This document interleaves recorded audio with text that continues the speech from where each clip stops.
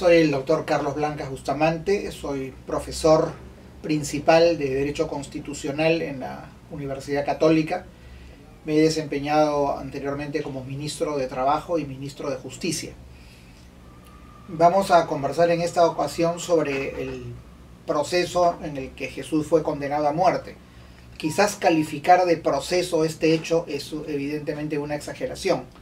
Hablar de proceso o de juicio justo son conceptos que utilizamos hoy en día, que son producto de una evolución histórica bastante larga. En el momento en el que Jesús es juzgado, en primer lugar, en términos generales, no había un sistema de administración de justicia ni una categoría de proceso judicial que en general se pudiera aplicar a las personas que fuera comparable con el proceso judicial por el cual hoy día se puede aplicar una pena a una persona. Eso como criterio general, pero en el caso particular de Jesús hay una serie de ingredientes religiosos y políticos que hacen que la decisión por la cual él es finalmente condenado a la pena de muerte en la cruz esté totalmente reñida con los principios que hoy rigen un proceso. Hay que tener en cuenta que en la época en la que ocurre esto, digamos en el territorio de Judea, pues había varios poderes.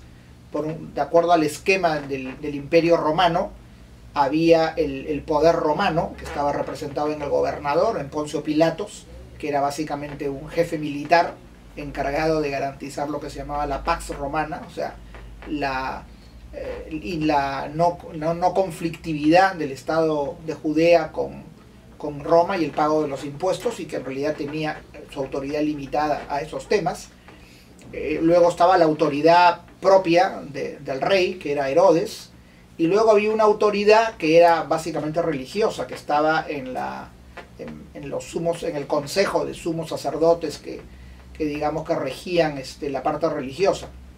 Entonces todos estos ingredientes se conjugan en el proceso en el cual es juzgado y condenado Jesús, ¿no? Por un lado, el poder religioso que se sentía amenazado, que se sentía desafiado, y que es finalmente quien instiga la detención y captura de Jesús.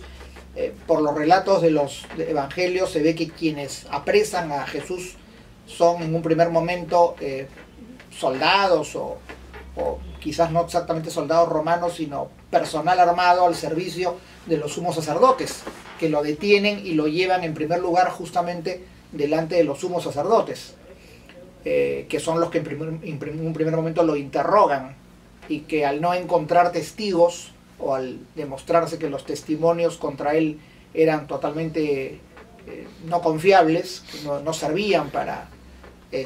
lo interrogan y le preguntan si él se consideraba el Hijo de Dios, y cuando él declara que lo es, entonces dicen, bueno, tú ya has admitido tu culpa, ¿no? O sea, no hace falta ya recurrir a más testigos, tú has admitido que te consideras el Hijo de Dios y consiguientemente has incurrido en lo que ellos consideraban un delito. O sea, para ellos esa declaración, esa confesión era suficiente.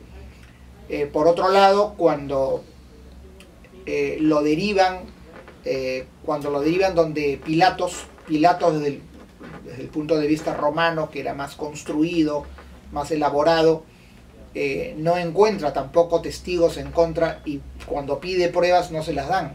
Y entonces dice, bueno, no hay pruebas contra este justo, entonces ¿por qué lo vamos a condenar?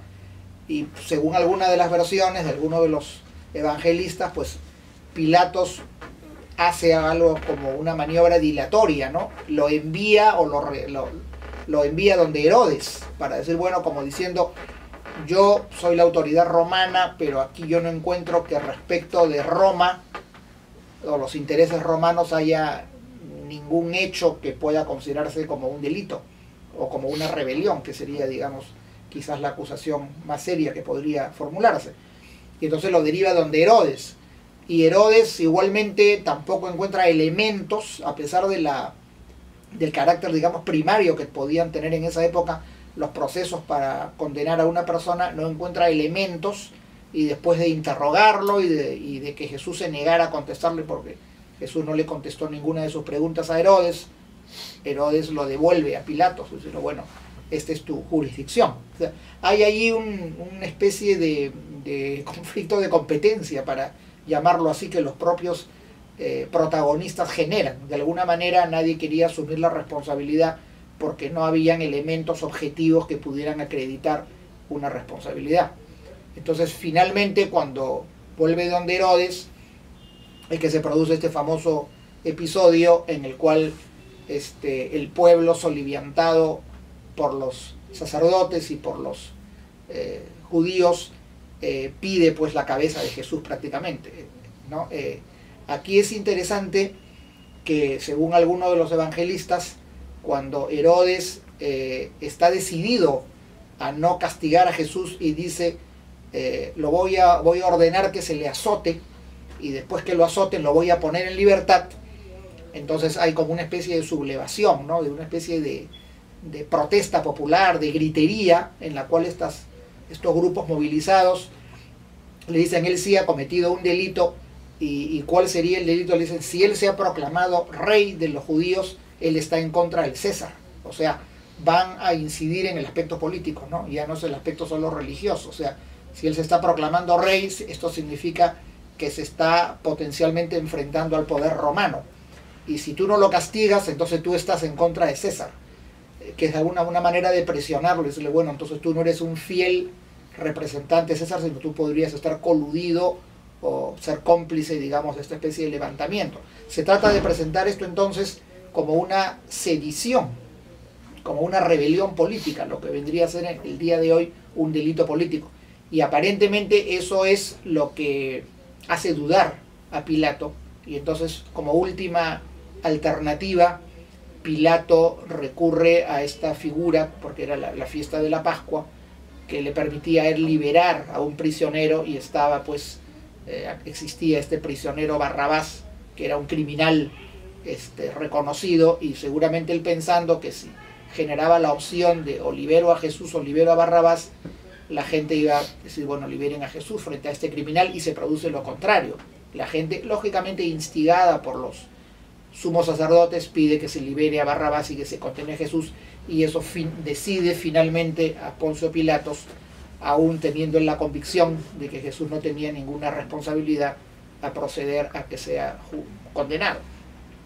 Todos estos hechos en realidad lo que demuestran es que aquí estrictamente no hubo ningún juicio, ningún proceso de acuerdo a los cánones contemporáneos, porque en primer lugar aquí no ha habido una autoridad judicial independiente que pudiera juzgar a este supuesto reo, ¿no? de los hechos que se le imputaban. Aquí las autoridades que intervienen y deciden son autoridades políticas, Herodes, Poncio Pilato, y autoridades religiosas que eran juez y parte, porque ellos consideraban amenazada su autoridad religiosa con la prédica que había venido realizando Jesús, ¿no? En segundo lugar, porque no hay tampoco ninguno de los elementos propios de un proceso judicial contemporáneo.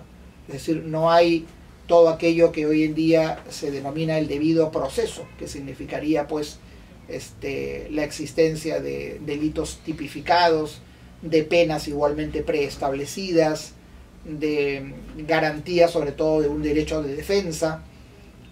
Nada de esto ocurre. O sea, aquí en cierta manera hay lo que podríamos llamar un linchamiento, ¿no? Es decir, una turba alentada políticamente es la que presiona a la autoridad, que tenía la autoridad política de decidir la condena de Jesús, a que lo haga, ¿no? Entonces, en definitiva, este es un hecho que, si lo vemos desde el punto de vista jurídico y no desde el punto de vista religioso, en el cual Jesús, por supuesto, dice, aunque todo esto es injusto, pues esto se tiene que cumplir porque esa es la voluntad de mi Padre, eso es lo que está escrito. Pero independientemente de eso, vemos que ahí se produce un hecho notoriamente pues abusivo, un hecho completamente contrario a lo que después la civilización occidental ha ido construyendo, no inmediatamente, porque yo creo que estamos hablando de un proceso de casi 2000 años, ¿no? Digamos, quizás hace 150 o 200 años ya se habían logrado una serie de elementos que se asemejan al sistema judicial vigente, pero por lo menos durante 1800 años ha habido formas de justicia y de condena bastante abusivas y violatorias de los derechos fundamentales. De modo que, en conclusión, ese proceso es un proceso bastante bochornoso que justamente generó, como muchas otras cosas, a partir de la experiencia de Jesús, toda una reflexión y todo un movimiento de respeto a la persona humana, de respeto a la libertad que el cristianismo promueve y que se va a encarnar en instituciones jurídicas destinadas a garantizar esos valores.